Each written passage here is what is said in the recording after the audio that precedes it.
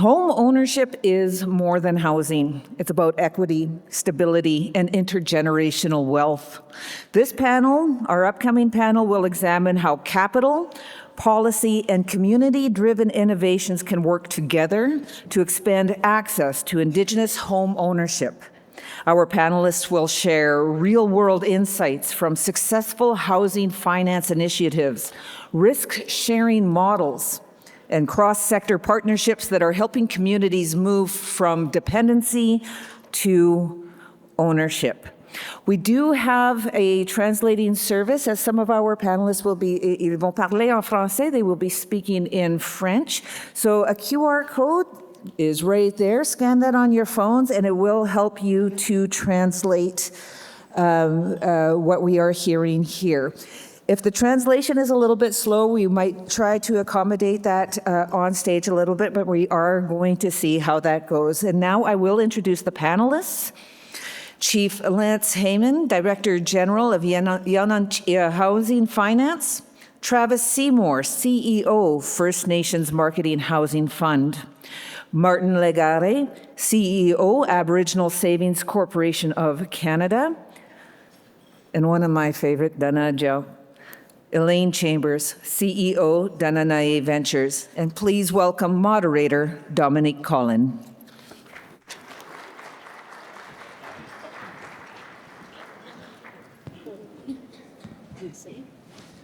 Okay, thank you. Welcome to this little panel on Yänonhchia Housing Finance. I know Yänonhchia is complicated. Think of the initial Y, housing finance. Easy to remember, and that's actually what we'll be talking about. My name is Dominique Collin. I've had the good fortune of being around the IFI movement from the very inception. I was actually around when the first IFI started, and I remember quite well, at that time, Indian Affairs, as it was called, was making business loans and losing 25 cents on the dollar and having great difficulty managing their fund. Someone came with the incredible idea of putting 100 million in the pockets of Indigenous institutions around the country. Cool heads and reasonable people said it can't be done. My DG at the time was famous for saying, if this money rolls over 2 or 3 times before it's gone, we'll be lucky.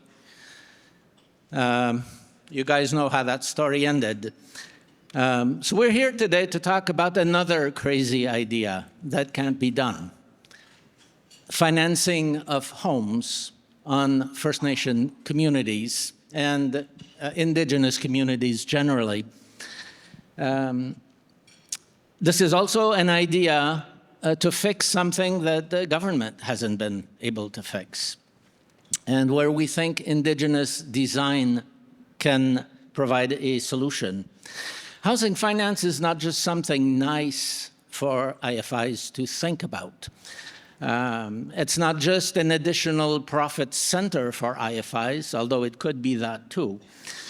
Housing finance is key to the development of future business development in First Nations. It's about retention of skills in the communities. And for many northern communities that are quickly losing their population for lack of a place to live, it's an existential question. So we'll be talking to some people who are very knowledgeable about this topic. I'm going to be throwing some hard and concrete questions to them. Concrete is of the essence when you're laying the foundations for Indigenous housing finance. So we'll be asking hard questions to the panel. I'd like to introduce you to first. We have Chief Lance Haymond. Lance is the Director General of Yänonhchia Housing Finance. If you want to know why housing finance, he's the person to ask. He's chief of Kabawek First Nation, where he plays a key role advancing homeownership and housing development. This gives him a first-hand insight into the realities, challenges, and opportunities to move from band-managed housing to individual homeownership. The second is a former CMHC manager with a technical understanding of housing issues.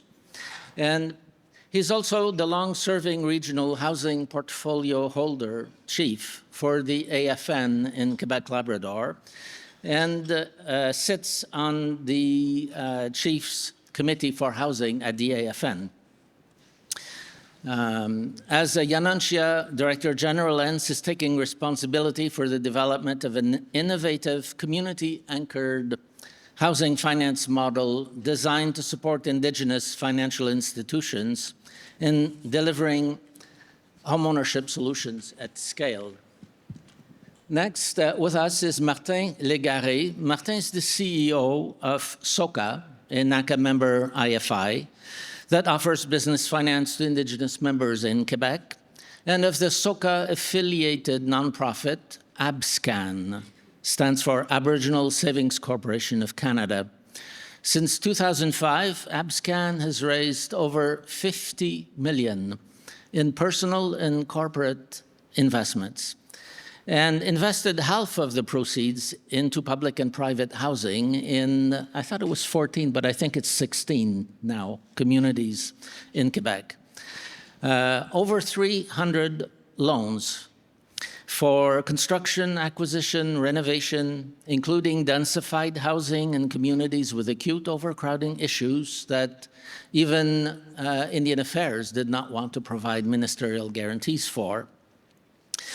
Finance for members to purchase and renovate community homes for privatization, and early adopter homeownership in communities where homeownership had not been an option up until then. ABSCAN demonstrated the viability of an IFI approach to lending, the same approach that you've been using, all of you, for business financing, adapting it to housing finance. They've demonstrated the demand, they've demonstrated the capacity, they've worked out the kinks in the system since 2005 with no losses incurred to date. The main challenge that ABSCAN faces, and part of the reason why they were instrumental in launching Yänonhchia, is that once homeownership becomes available, the demand grows so quickly that you quickly run out of capital to respond to the demand. ABSCAN saw Yänonhchia as a way to replicate its success in other regions of Canada and to grow the movement to the critical mass needed to access market sources of affordable capital for continued expansion. Martin is not just the inspiration behind the project, he's the guy who actually makes it work on the ground.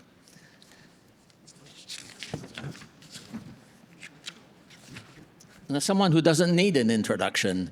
Elaine Chambers, you all know. Elaine leads the Näye Ventures, one of Canada's most established IFIs, with deep expertise in lending, risk management, and Indigenous development. Under her leadership, the Näye Ventures has played a pioneering role in supporting access to homeownership for Yukon First Nation members, including the issuance of mortgages tailored to the unique legal and governance context of the North. You will tell us a bit more about that. More recently, the Näye Ventures has joined Yänonhchia Housing Finance Network, bringing this experience into a broader collaborative framework. Elaine's perspective reflects both a history of practical mortgage delivery and a forward-looking commitment to shared systems that expand access to Indigenous ownership through partnerships, innovation at scale.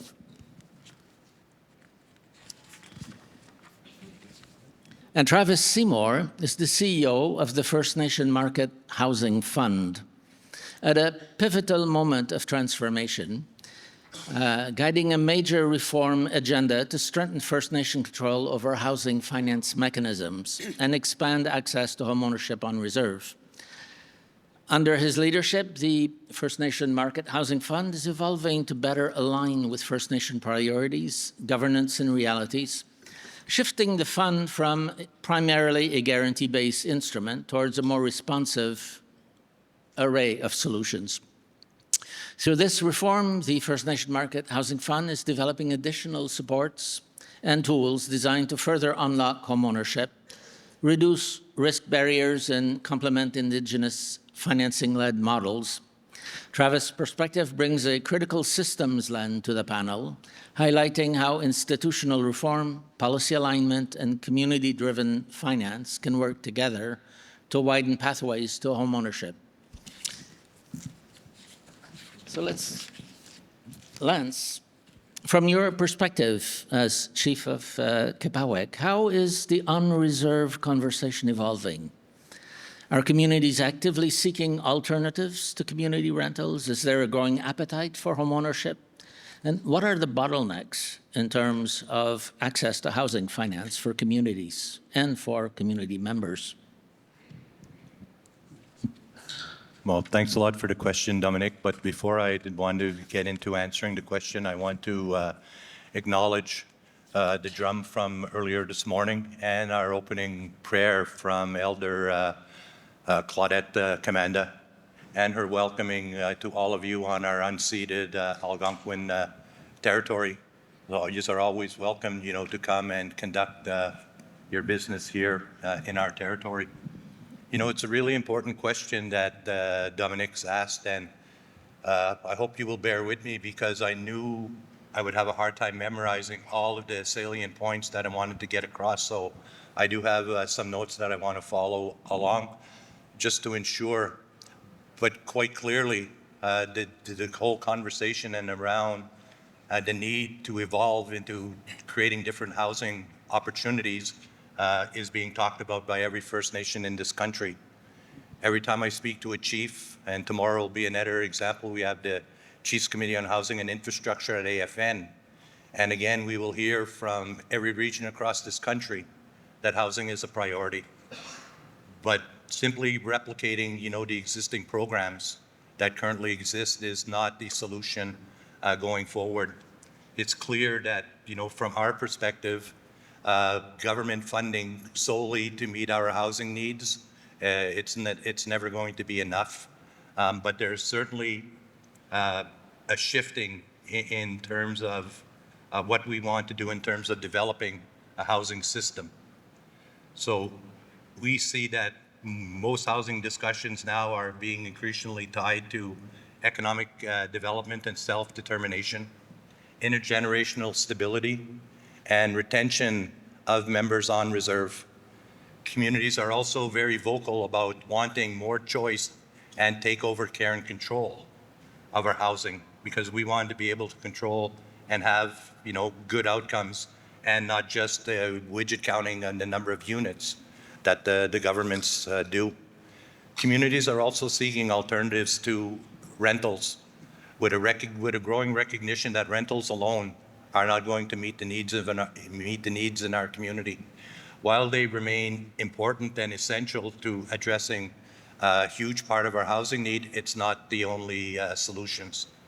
Many First Nations are exploring rent-to-own, member-held homes, co-ops, mixed housing, all in an effort to reduce the long waiting times that currently exist within our communities. If anybody's taken the time to look at AFN's study, there's $135 billion in housing needs that are needed today. This government, no future government, is going to provide us that level of funding. So we need to create our own opportunities. There's an appetite for home ownership. It's growing, it's small, but at least it's there.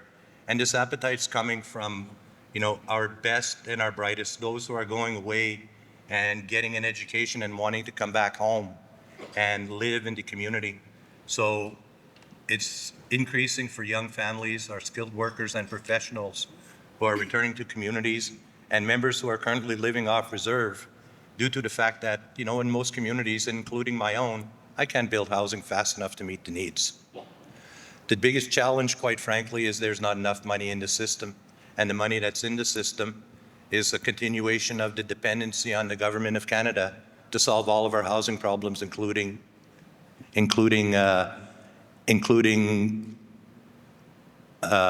private home ownership.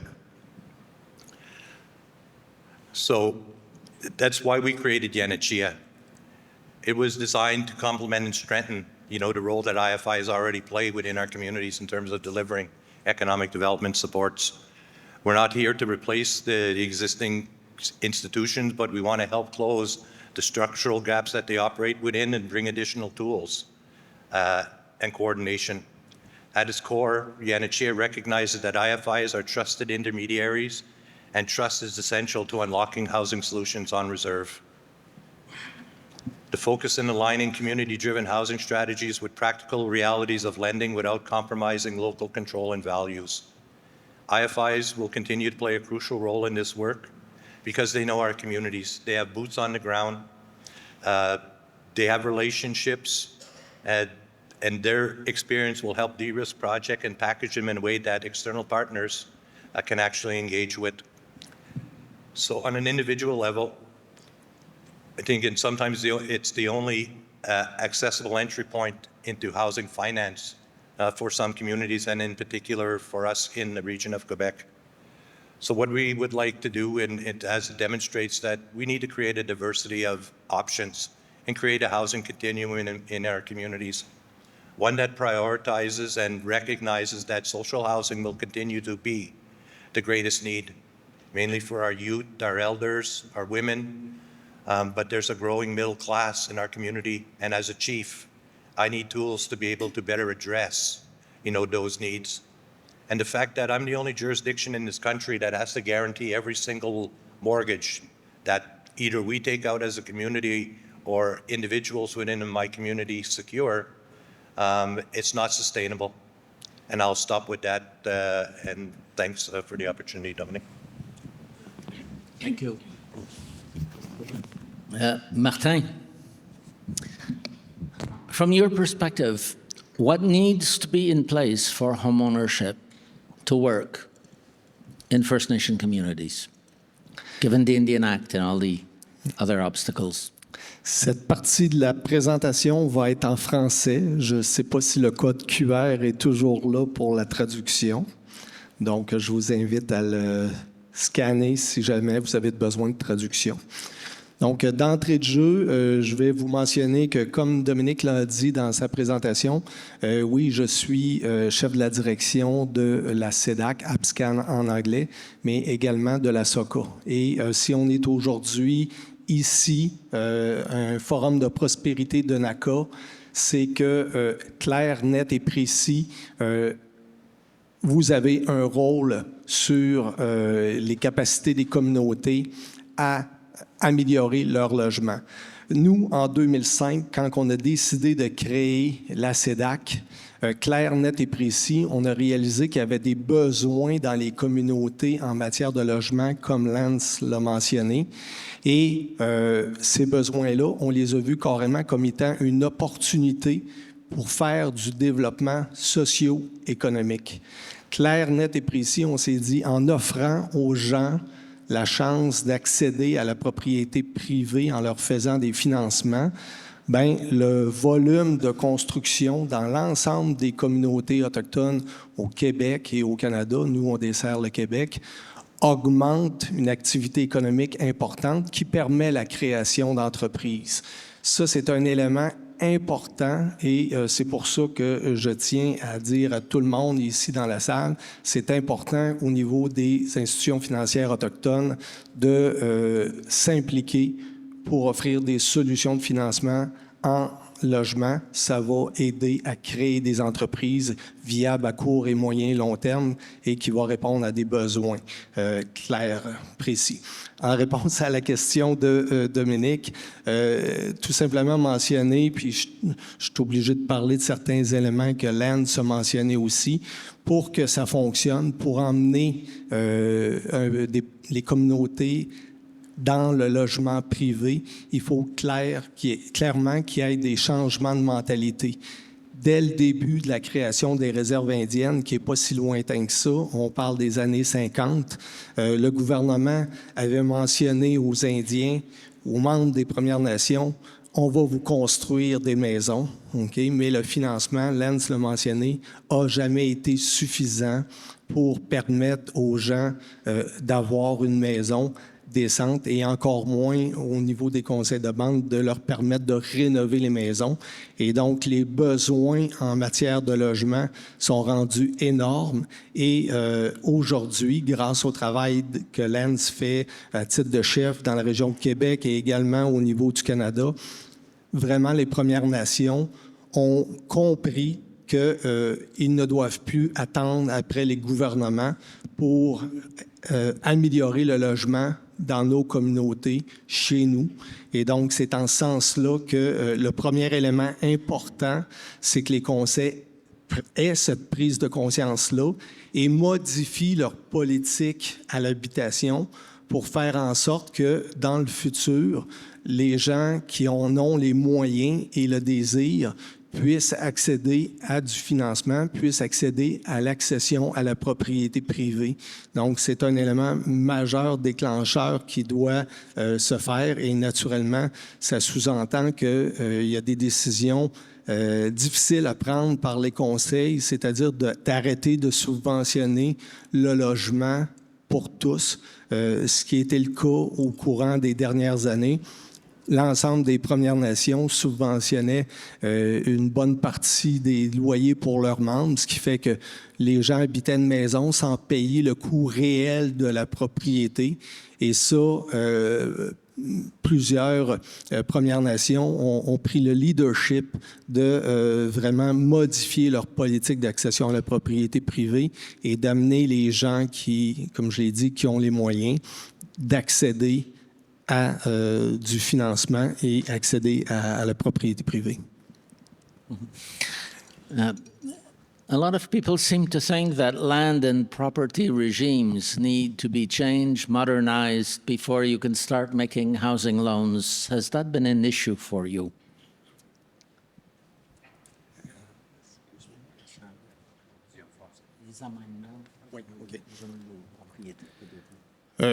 Pour arriver, puis débuter pour que la SEDAC accepte de faire du financement dans une Première Nation, on n'a pas de besoin actuellement de changer le régime des terres. On sait que la gestion du territoire dans les communautés autochtones, je ne me lancerai pas là-dessus, c'est extrêmement complexe. Il y a différentes situations qui se passent en vertu de la loi sur les Indiens. Et nous, au niveau de la SEDAC, quand on fait le financement, tout simplement, ce qu'on souhaite, c'est que la Première Nation ait, comme je l'ai mentionné, une politique à l'habitation qui permet l'accession à la propriété privée et qui ait également une résolution qui confirme le droit d'utiliser un lot précis, un endroit précis pour être en mesure de se construire. Donc, c'est clair que pour débuter notre financement dans une communauté, on ne peut pas attendre qu'il y ait des réparations cadastrales de l'ensemble des territoires des Premières Nations, puis que soit que les gens soient en mesure d'émettre des certificats de possession ou tout autre titre. C'est des choses qui vont prendre des années à faire. Donc, il faut y aller en fonction d'un mode, respecter le mode communal de gestion des terres des Premières Nations et de travailler avec eux. Donc, non, on n'exige pas de modification au régime des terres pour être présent. Another commonly held notion is that the First Nations should guarantee all housing loans for individuals. ABSCAN doesn't require this. How do you do business? How do you handle borrower readiness, risk assessment, underwriting, the actual management of loans? How can you manage to do it without those guarantees? Oui, on sait actuellement, c'est vrai, à cause de l'article 89 de la loi sur les Indiens, l'ensemble des institutions financières actuelles traditionnelles n'acceptent pas de faire du financement pour le logement, à moins d'obtenir une garantie de la Première Nation, ce qui fait aucun sens, qui demanderait à la Ville de Montréal, exemple, de cautionner l'ensemble des prêts au logement de l'ensemble des résidents de la Ville de Montréal. Personne n'oserait demander ça, ça ne tient pas la route.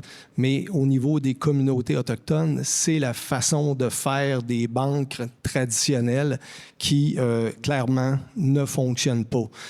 En ce sens-là, c'est sûr qu'il y a différents régimes. La loi sur les Indiens a évolué au fil des années et actuellement, il y a des mécanismes pour les banques de prendre des garanties, entre autres via la désignation des terres. Je ne rentrerai pas à expliquer tout ce qui en est associé à ça. Toutefois, malgré ces mécanismes de garantie potentielle, je veux dire à tout le monde que la solution qu'offre Yänonhchia et la CEDAC est une solution pour et par les Premières Nations et une des seules solutions, sinon la seule solution qui offre vraiment une opportunité pour permettre l'accession à la propriété privée. Pourquoi je dis ça? Je m'explique. C'est qu'en bout de ligne, les institutions financières, quand ils veulent financer une propriété, la première question qui se pose, c'est que si le prêt est en défaut, c'est quoi la valeur de ma garantie? On le sait, plusieurs de nos communautés sont en région éloignée. Il n'y a pas nécessairement de marché de la revente qui a été développé. On est au tout début, là.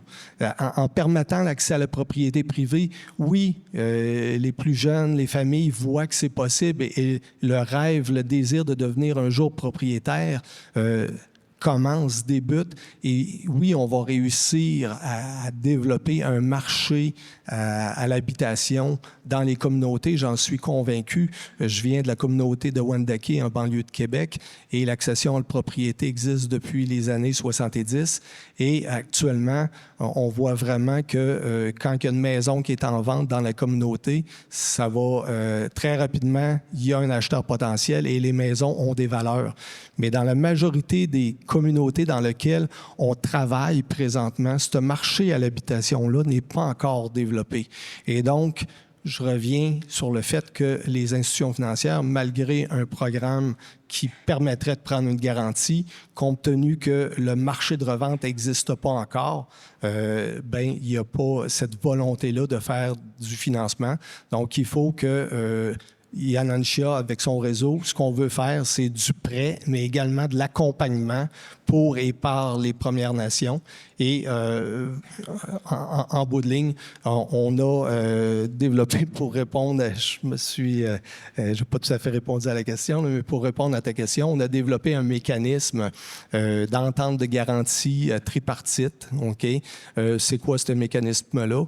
C'est tout simplement un mécanisme de collaboration avec le conseil de bande qui vient faire en sorte que dès le moment où on finance un individu, on mentionne à l'individu qu'il aura son titre de propriété clair la journée où il aura remboursé complètement la CEDAC et le conseil collabore à ça. Et donc, si le client arrête de payer son prêt, bien, c'est pas une saisie telle que la loi sur les Indiens. C'est pas une saisie qu'on fait, c'est tout simplement une annulation du droit au défaut de paiement, tout simplement. Fait que de façon simpliste, c'est notre mécanisme là, d'entente de garantie tripartite. So what you're using is a tripartite agreement between yourselves, the borrower, and the First Nation. The First Nation is not at risk for the loss, but the First Nation will cooperate and will emit a property title once the loan has been paid off, so that you don't actually need to seize. Have you ever had to repossess? Have you gotten loans that went bad? What do you do when someone has difficulty repaying? Non, ça ne nous est jamais arrivé. Dans nos pratiques, comme on fait du prêt et de l'accompagnement, veut pas, quand on fait l'analyse de nos dossiers, on s'assure toujours que nos clients ont une source de revenus stable, régulier. On va les aider au niveau de la littératie financière pour être sûr et certain qu'ils comprennent l'importance des obligations financières qu'ils ont. En ce sens-là, au Québec, on a travaillé avec la Commission de développement économique des Premières Nations du Québec du Labrador, qui a mis sur pied le centre Manicasso, qui est un centre justement de littératie financière. Donc, on a vraiment une approche d'éducation. Et tous les dossiers que l'on accepte de faire, bien, veut pas, on a évalué la capacité de ces gens-là à rembourser cet emprunt-là et on a, via les antécédents de crédit de ces gens-là, et la littératie financière fait en sorte qu'il y a un respect des obligations financières.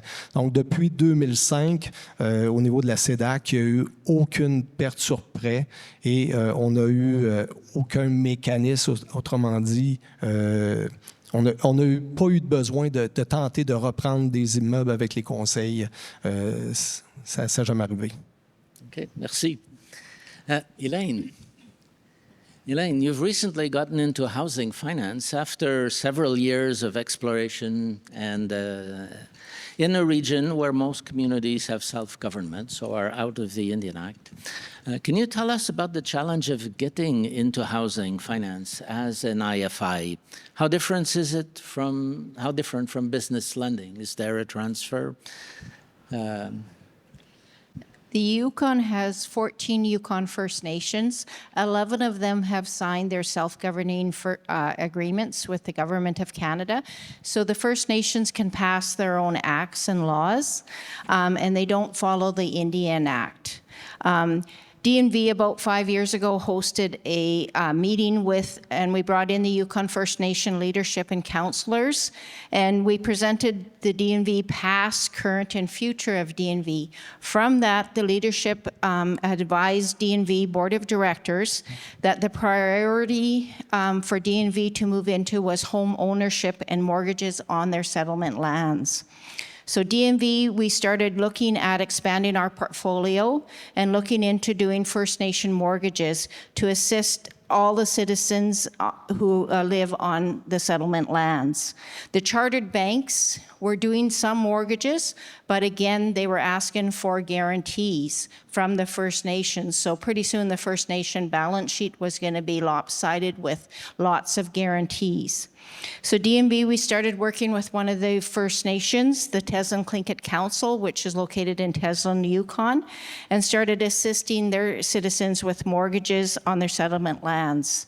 In order to do this, TTC had to enact legislation to assist in governance of its settlement lands and its citizens. They had to enact several other acts and regulations, including an Administration Act, an Interpretation Act, and their Settlement Lands and Resources Act related to regulations as basis for governing dealings with their settlement lands.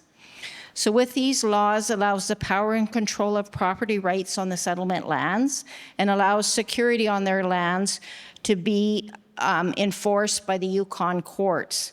The First Nations also had to set up a Land Registry Act and a housing policies. So DNV and TTC signed a protocol agreement allowing DNV to do mortgages on their settlement lands and take the homes as security.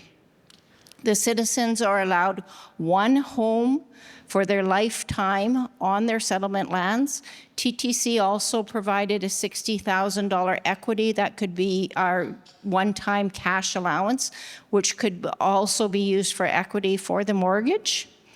So DNV, we had to get ready and start preparing, which took a lot of time of setting up our mortgage documents, policies, our resume, and start working with the other Yukon First Nations to do the same. This has taken many, many years to do. We were getting out of patience because we didn't have any mortgages on our books. And finally, we have 2 mortgages. So that doesn't seem like a lot, but it's great success.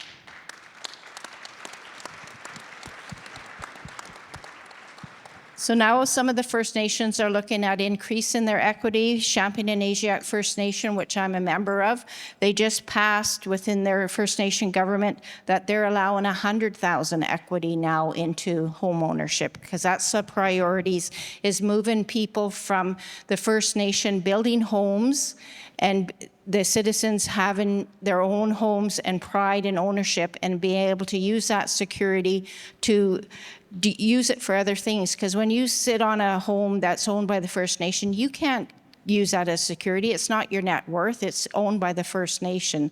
So this is what we're moving for. So with D&V doing mortgages, it's no different than a business loan. We just had to modify a new loan resume. We had to develop our policies and procedures that the board approves. We take every mortgage to the board for approval. So we knew we were using our own funds, and we knew eventually we're going to run out of dollars. So we signed an agreement just recently with Yänonhchia Housing, who can provide us more funds to expand more. Because once this takes off, we know we're going to be doing lots of mortgages for the Yukon First Nation citizens in the Yukon. Thank you, Elaine.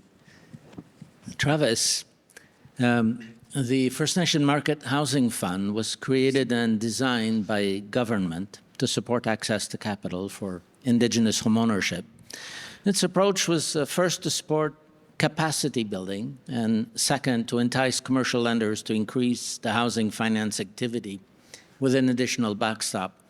The current Board of Trustee and Management is examining significant reform options, including effective Indigenous control and design responsibility for the fund.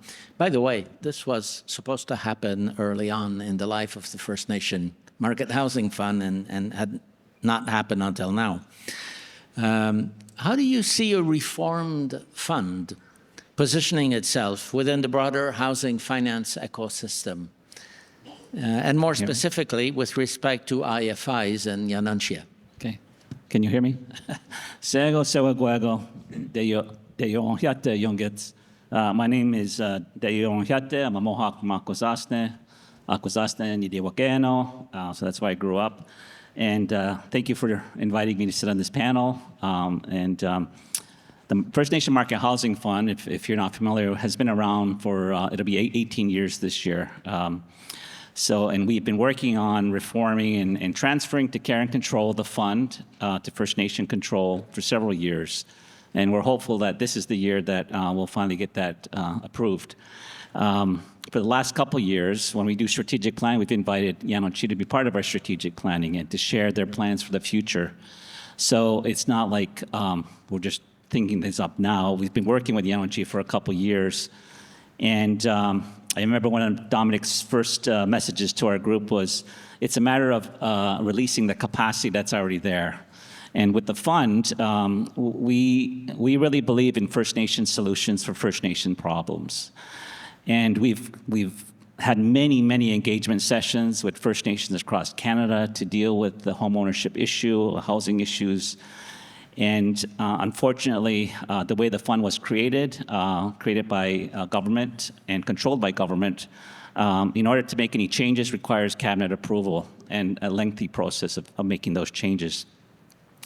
So we've got a lot of ideas of what we'd like to do, and one of the ideas is to support Yänonhchia.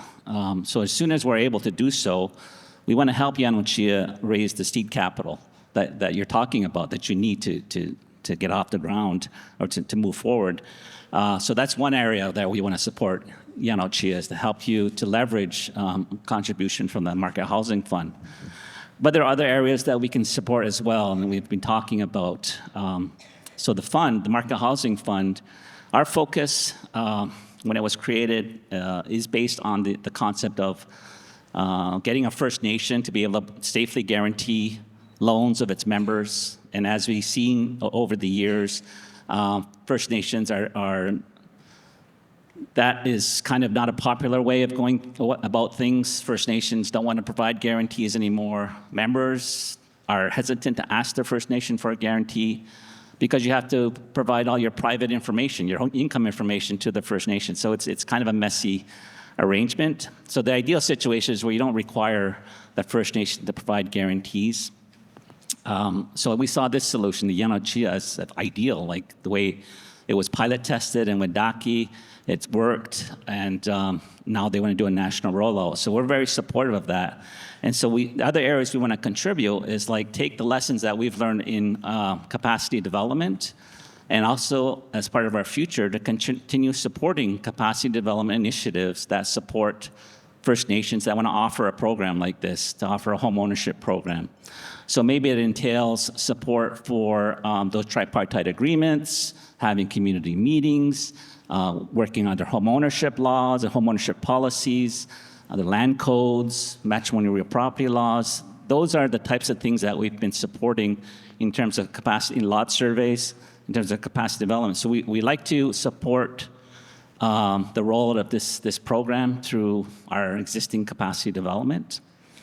But in addition to that, we are familiar with the securitization model that Yänonhchia is based on, and we want to figure out, are there areas that we can support the securitization, maybe on the insurance side or the guarantee side. So we are looking at modernizing some of our tools that we offer to see if they can also support Yänonhchia in your initiative. So the future of the First Nation Market Housing Fund, I'm glad I'm here because hearing about the 30-year anniversary of NACA is kind of inspiring, because I think the Market Housing Fund, I think we'd like to be the NACA of housing and homeownership, and to be that type of organization that connects groups together and takes these innovative housing ideas and help make them successful, and bring the capital to the table, and bring the best practices to the table, and continue to do research to make things better. And then because the demand is there, demand for homeownership is there. As Lance was mentioning, people want to move back to their communities. They want to reconnect with their language. They want to connect with their families. But what stops them is the availability of adequate housing. And we've known that's been a problem. I have the lived experience. I returned back to my Yakusasne, and I couldn't get a mortgage, have to wait many years to get a mortgage in my community. So I know the frustration of young people that are trying to come back to their communities. So the issue resonates with me personally. Just to also, the Market Housing Fund, we are run by a board of 9 Indigenous trustees from across Canada, all with very strong housing and finance backgrounds. And also our staff are spread out across Canada. So we work with about 41% of the First Nations in Canada in a variety of ways. And I'm just looking forward to future collaboration with Yänonhchia. Thank you, Travis. I think clearly access to capital, access to affordable capital for housing finance is a critical issue.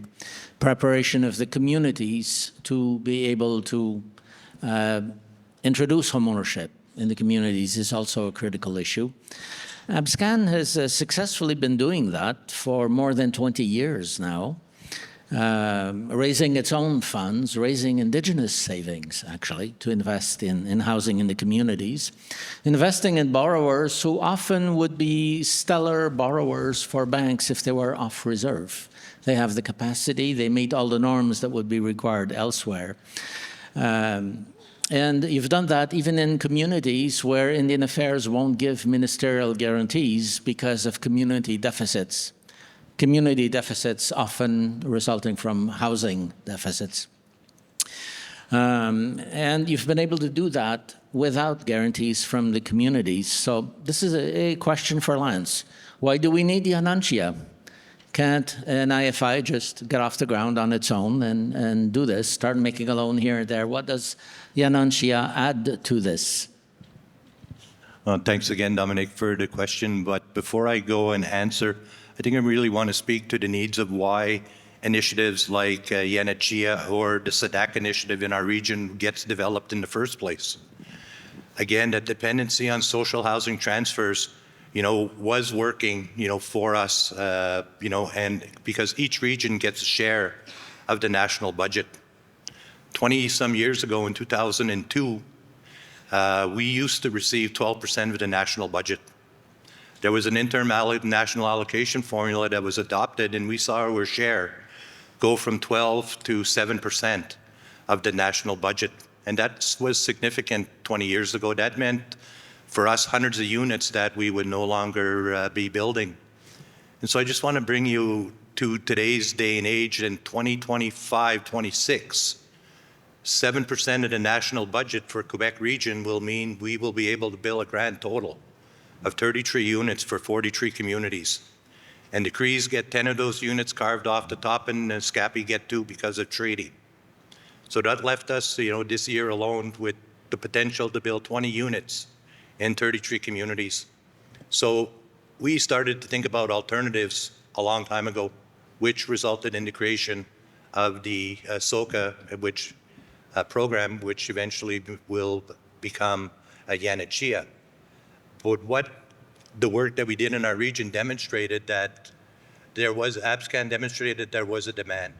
We developed an approach to address it. We tested it in a variety of circumstances and showed that it could be a profitable activity. But its range in growth is limited by the lack of access to affordable capital. So at the outset, it was believed that only the more urban, sophisticated communities would be able to benefit from an initiative like Yänonhchia. So the Wendakis, the Ganawagis, those larger communities, of course, accelerated at benefiting from it. But we've demonstrated through testing that this initiative works, even in our communities that have high social assistance dependency rates.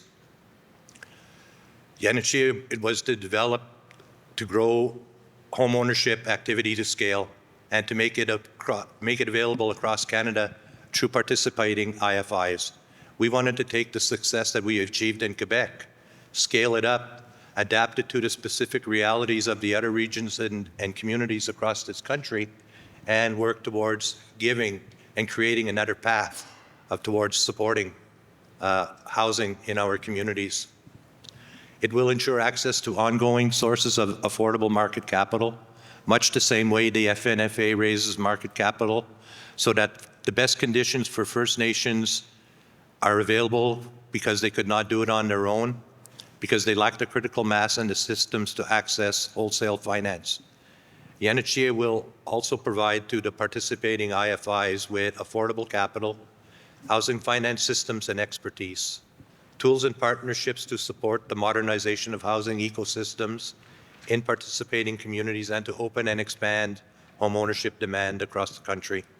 It will also pool the access to capital needs of IFIs across Canada to get the best performing conditions and maximize the leverage for active and performing loan portfolios. It will develop Indigenous policy and design capacity to influence government programming in ways that work. Simply said that, if we continue to wait for the Government of Canada to solve all of our housing needs, then the waiting list that currently exists in our communities, and I know some communities have 5, 10, 15-year long waiting lists, they will continue to grow. We have the tools, we have the ability, and I will stand here in front of you day after day and tell you that the best solutions to solve our issues in our communities come from us. And Yänonhchia, again, is one prime example of what First Nations can do when confronted with a challenge, and then finding what type of solution, works in this particular case. Thank you, Lance. I started out by talking about how at the time IFIs were created, no one believed it could happen. The business development was very slow, was very limited in the early 80s in Canada. Access to capital from conventional bankers was almost absent. And the IFIs managed to do it by working on two fronts, working on the readiness of business clients and working on access to capital. So one question I'd like to ask all the members, and maybe starting with Elaine, because Elaine has been part of this movement forever. Can IFIs do for housing what they did for business? Yes, they sure can. Housing loans are the same as a business loan, except you're not assessing the business, you're assessing the citizen who's applying. So you're looking at their net worth, what their employment income is, and what value they bring to the housing, and especially with the First Nations. So this is it's easy for IFIs to do a mortgage as same as doing, because we take mortgages on some of our businesses anyway, so you're just assessing the loan. So if IFIs want to grow and expand their business, this is a great opportunity to grow and look at other things that you can develop with and be the leading IFIs instead of the banks doing all the mortgages. Why can't we mortgage and grow our portfolios and help the First Nation leverage their dollars so that they don't have to build homes? They can have their citizens build it. And, you know, like Chief Lance said, what is the value of dollars that they have each year? They can only build maybe 2 homes. So, you know, the housing needs are so demanding. And for future generation, the younger ones want their own homes. They want to be able to build it. But right now, with the way the housing prices and stuff, they can't afford it. So, you know, in the Yukon, the other thing I forgot to mention, when you live on the settlement lands, the First Nation gets 95% of the income tax, because we have to pay tax, back to the First Nation as own source revenue. So whether you're First Nation or non-First Nation, they still collect all the taxes. So that's money that they can use for future and expanding. So a lot of people are moving back to their First Nations. I know in the small community that I live at Champaign, there was 10 of us living full-time out there.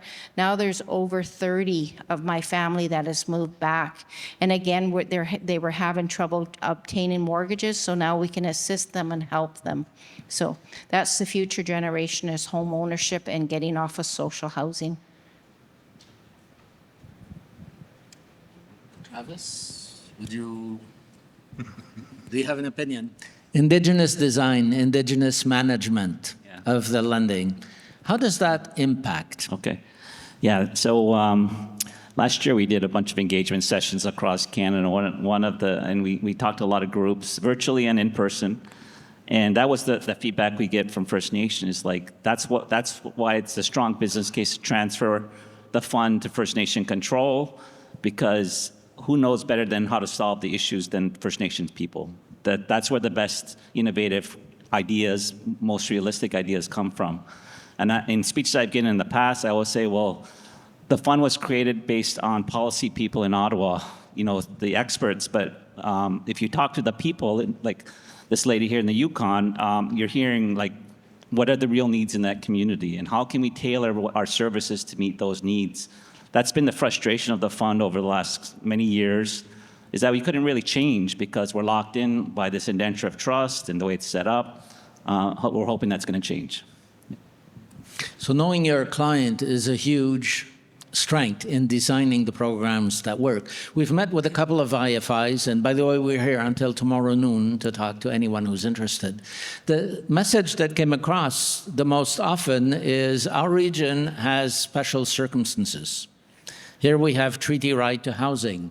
Here we have issues of remoteness. Here we have issues of absence of provincial-wide institutions, so that the effective delivery has to adapt. And that's been one of the successes of the IFI movement. I mentioned earlier the government business lending program, the IEDF, was running losses of 25% in 1985 when the first IFIs appeared. I don't think, Elaine, correct me if I'm wrong, that any IFI has ever had 25% loss rates. No, most of them are 5% at the most, and most are under 5%. So, how did you do that? What was the magic? How did we go overnight from 25% loss rates to, in the case of some IFIs, close to zero? But I think just by working with your clients and knowing, and we've always been told don't mix business with politics. So when you get the politicals involved, they want to say, go do this loan, do it that way. And that's probably where your losses come from. So we work hand in hand with our clients. We help them. If they get into trouble, we will say, okay, maybe you don't have to pay interest for 6 months. Like, how can we help you? We don't just say, oh, we're foreclosing on your business, let's walk away from it. So I think that's the success of IFIs, is that we work hand in hand with our clients.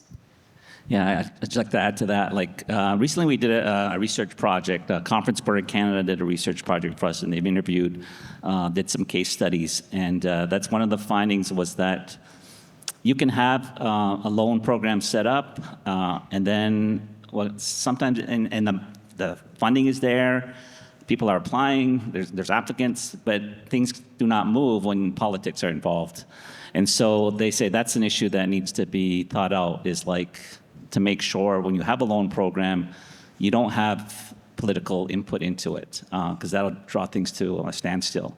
So, it's a good point. We have a politician in our midst. I'd like to throw him one of those hard questions.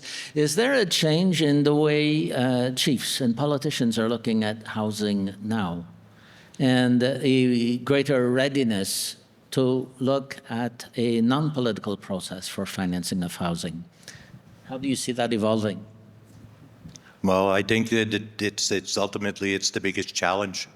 I think, for a lot of communities, because at the end of the day, the chief and council are on the hook to develop, to create, to finance, and build a housing. I think for a long time, we always wanted to have, that control. But we've learned that in our community over time, that the success and how we've gone from building and having mostly social housing to private home ownership is clearly defining the roles and responsibilities, that of the council, which is basically to support and help acquire the tools that our housing department needs to be able to build a house and put people in them. So there's an absolute need to create some type of arm's length separation from chief and councils continuing to be able to decide when and who gets housing. It should be based on the housing policy that the community develops and access and who will benefit and access the tools that are created to address housing. And I know as a chief in my first mandate, it was a huge preoccupation because I'm elected under the Indian Act. And as most of you know, that's every 2 years.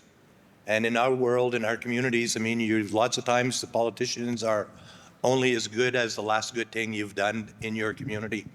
And most chiefs will stay away from housing, mainly because if you make a wrong step in housing, in a lot of instances, it can have an impact on your future ability to continue to lead. But what we've demonstrated in our community is that when you develop a policy, develop the rules, the community buys in, it's the community's rules. Chief and councils are obliged to develop the systems we need. And once we separated politics from administration, our housing took off because we weren't deciding who was being put in those units. They were being determined by the criteria established for each of the respective programs. Chiefs get elected for 2 years. Housing loans typically are amortized over 25.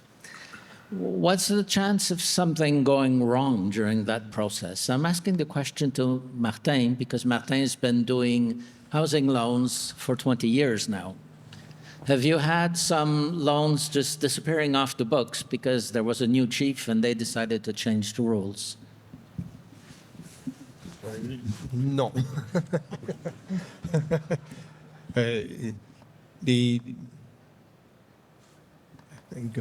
C'est sûr que le côté politique est extrêmement important dans ce que l'on fait, mais on fait le crédit sur la base de la capacité de payer des gens. Dans le fond, je vois là, que le temps est en rouge et on est à la dernière minute. Un élément que je voudrais dire avant de terminer, puis je réponds peut-être pas directement à ta question, mais dans le fond, je pense qu'aujourd'hui, avec Yänonhchia et tout ce que APSCAN, CEDAC a fait au Québec au fil des dernières années, on a permis et on veut permettre aux membres des Premières Nations, aux jeunes, de pouvoir rêver d'avoir leur propriété. On est à un mouvement que NACA était au début, il y a 30 ans, quand le réseau a été créé. Ça avait pour objectif de permettre aux jeunes, aux gens, de créer leur business. Mais là, on a un autre beau défi devant nous. Et le défi, c'est de permettre d'améliorer la vie. On sait, le logement, c'est un élément C'est un déterminant de la santé. Et donc, de par ce que l'on fait, c'est un très grand projet qu'on a sur la table et on a besoin de vous. Moi, c'est de même que j'ai le goût de terminer. Okay, merci. Thank you all. We didn't have time for a question period. However, we will be in the Maurice room from 3:30 to 5. Come and see us. Happy to talk to any IFI that wants to talk in more detail about what housing finance might mean for them.